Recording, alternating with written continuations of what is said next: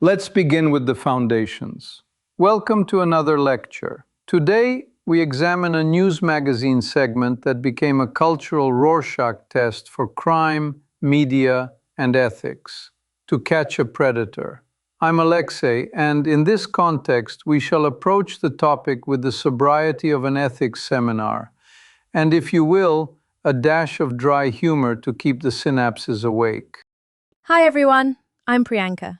I work with Professor Alexei as his teaching assistant, and I'm here to raise the questions that I think many of us are wondering as we go.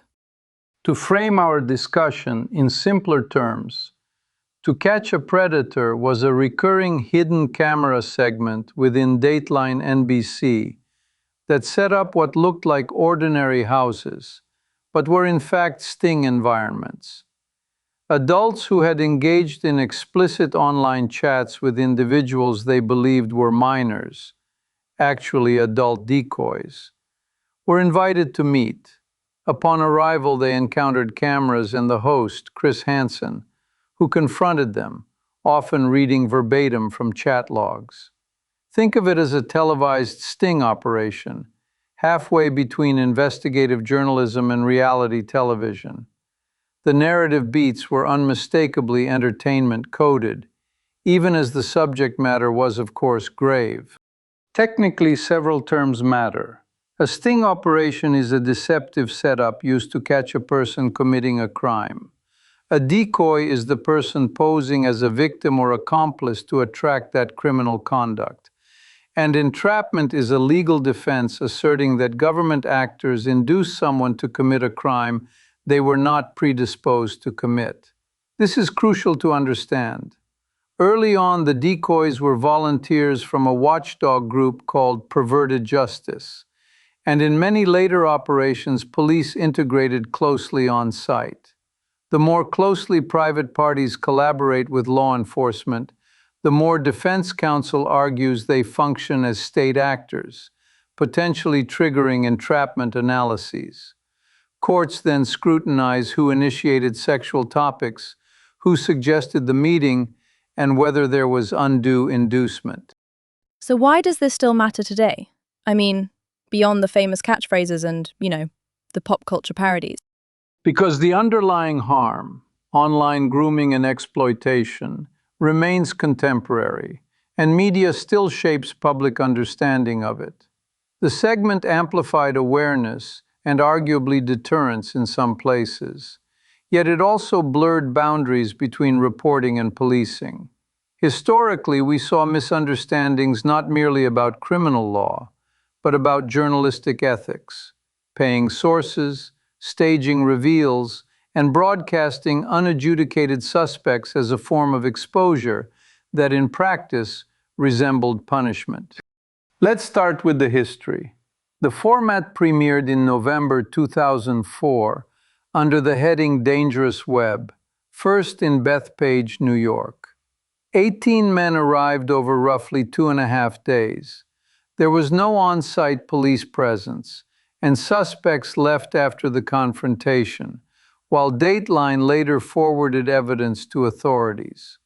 As the series evolved, operations began including law enforcement on location. Arrests occurred immediately outside the decoy house, creating the televised perp walk aesthetic that made the segment Dateline's most watched feature. By 2005-2006, volumes surged. Mira Loma in Riverside County saw 51 men over 3 days, and Chris Hansen's now familiar greeting, "Why don't you have a seat right over there?" moved from script beat to pop shorthand. Some of the cases were startling. In Herndon, Virginia, in November 2005, 19 men arrived, and there was that incident with John Kennelly showing up naked. Then he was caught the next day, again at a McDonald's. Also, people from respected professions, like a rabbi, an ER doctor, a teacher, lost jobs after taping. It made the scale and, social breadth kind of undeniable for viewers. We then observe a legal arc with distinct inflection points. In November 2006, Murphy, Texas, hosted a four-day operation with 25 arrivals. The same month, Assistant District Attorney Bill Conrad died by suicide as police and an NBC crew entered his home to execute a search warrant after decoy chats. That incident precipitated litigation. In January 2008, Judge Denny Chin allowed the core wrongful death claims to proceed, noting a jury could find NBC pressed police into unreasonable tactics for entertainment, and the matter settled in June 2008. Meanwhile, in June 2007, the Collin County DA declined to prosecute 23 Murphy cases, citing evidentiary and jurisdictional problems, including the role of non-sworn actors. It was a vivid reminder that striking footage is not the same as a prosecutable case. Conversely, where process and venue aligned, results could be severe. By June 2009, Fort Myers, Florida had concluded its cases. Of 24 men captured, 20 were convicted of using the internet to solicit a child for sex, with lifetime registration requirements. Arrest tactics there were visually aggressive: camouflage, rapid takedowns, occasional taser deployments, defended by Sergeant Lee DeBrabander as officer safety and evidence preservation measures during a volatile exit. The series was canceled in 2008, yet its DNA persisted in successors like Hansen vs. Predator in 2016 and Takedown with Chris Hansen in 2022, and even drew retrospective scrutiny and praise in David Ossett's 2025 documentary, Predators, noted favorably by critics such as David Ehrlich and Guy Lodge. A dramatized film, Primetime, is scheduled for September 2026, with Robert Pattinson portraying Hansen. Speaking of personal stakes, as it were, my enduring interest here is media ethics in the wild. What happens when storytelling incentives interlock with policing power? In seminar rooms, we debate hypotheticals. This franchise offered case studies with timestamps, budgets, and sometimes tragic consequences. This logically leads us to three big questions: one historical, one counterfactual, and one open-ended for today's practice. Professor, may I ask the first? How did the involvement of law enforcement change the dynamics of the show? It re-engineered both narrative and legal architecture.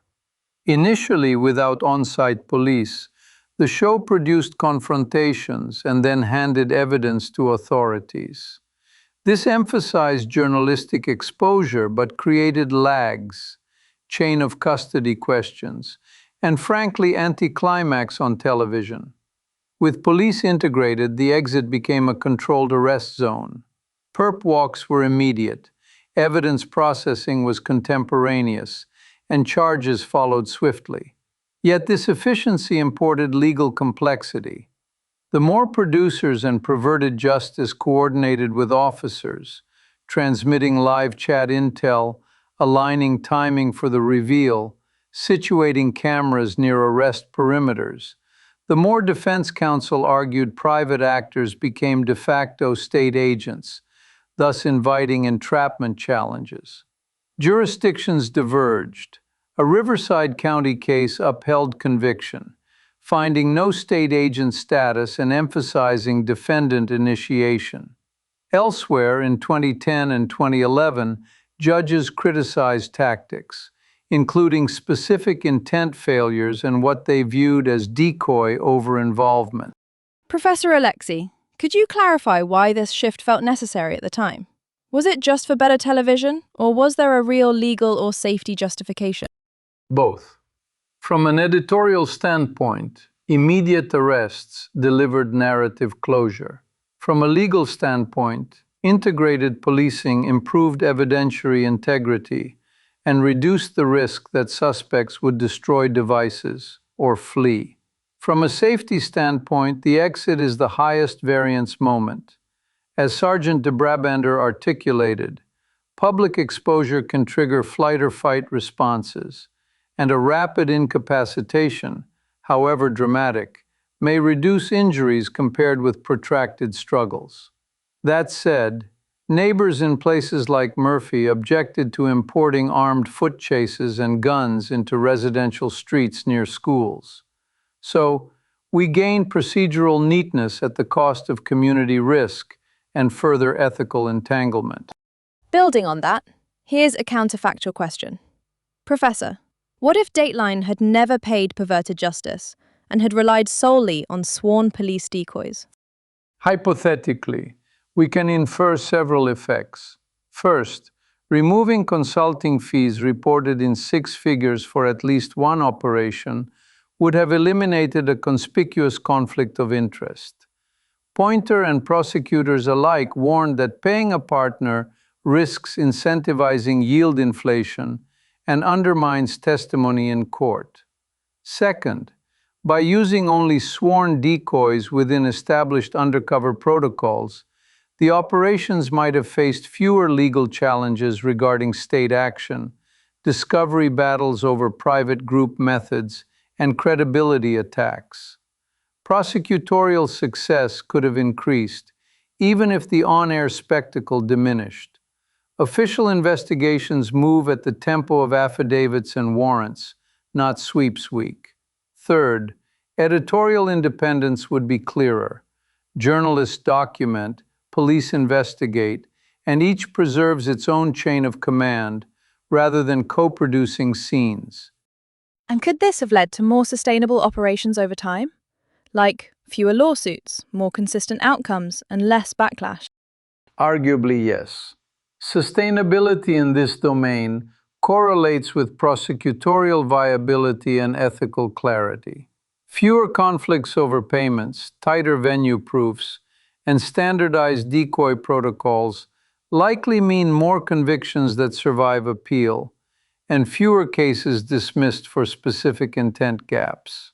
It also likely means less viral television.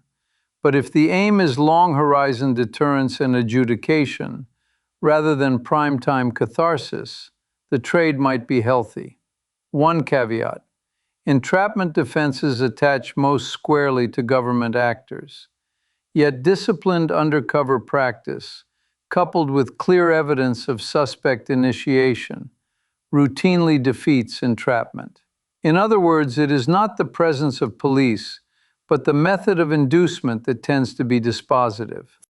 To shift gears a bit, here's the present-day question. Professor Alexei, what are the unresolved ethical questions still facing media-driven stings today? Several remain unsettled. First, extrajudicial shaming. Broadcasting a suspect before adjudication carries reputational and economic harms akin to punishment. As CBS's Brian Montepoli argued, there is no meaningful remedy if a case is later dropped. Second, role confusion. When journalists shape arrests, the public cannot easily discern where accountability journalism ends and policing begins. Judge Chin's opinion in the Conrad litigation crystallized that concern. Third, inducement ambiguity. Disputes persist over whether decoys initiated sexual talk, with perverted justice insisting they did not, while Stone Phillips once suggested they often seeded such topics. This matters legally and ethically. Fourth, community externalities. Operations imported risk, armed takedowns, high-speed arrivals, into neighborhoods that did not consent to be sets. Fifth, copycat vigilantism. YouTube stings, sometimes staged, erode due process, generate unusable evidence, and normalize humiliation as a civic tool. Finally, language discipline. Hansen himself drew a line between clinical categories, pedophilia, hebephilia, and ephebophilia, and the criminal conduct targeted. Media shorthand still collapses these distinctions, with policy and treatment consequences. What research areas still need attention?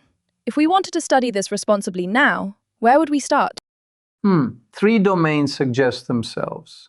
1. Deterrence versus displacement. Turnout fell in places like Bowling Green, Kentucky, and officers in Northern California reported chats going dark after earlier stings. Is that genuine prevention or migration to encrypted channels? 2. Legal durability. Comparative analysis of jurisdictions. Riverside County upholding convictions versus the 2010-2011 dismissals can isolate which decoy scripts, oversight levels, and venue practices correlate with convictions that survive appellate scrutiny. 3. Ethics of exposure. Randomized or quasi-experimental work on public shaming effects, both on future offending and on collateral harms to families and communities, would move debate beyond intuition. Add a fourth, if I may, governance models for collaborations, clear walls between media and police, transparent funding, and independent audits, so that even when pursuing undeniable public interests, we avoid transforming journalism into a deputized spectacle. Maybe a small note before we close. Some of the facts around the Conradt case were and are disputed. Dateline cited a forensic report about contraband on devices, while later reporting, like Esquire in 2009, contested that. Also, about who pushed for the home arrest, former detectives alleged producer pressure, which NBC denied. I guess the lesson is to be cautious about firm conclusions when court testing never happened. In conclusion, To Catch a Predator was a media journalism hybrid that used decoys in sting houses to confront adults seeking illegal sex with minors, then increasingly handed off to on-site police. We examined a historical question: how adding law enforcement reshaped the narrative and the law. A counterfactual: how not paying perverted justice and relying solely on sworn decoys might have reduced conflict and increased prosecutorial success. And an open question: how to balance transparency, deterrence, and due process in media-adjacent stings today. For further study, consider the broader ethics of reality-style policing content, from cops-like ride-alongs to influencer vigilantes. The format may change, but the dilemmas rhyme. Thank you for your attention. It is worth noting that in these matters our best tool remains careful design, of investigations, of storytelling, and of guardrails. This then completes our present analysis. Thank you, Professor. And thanks to everyone listening. So, I guess that kind of sums it up.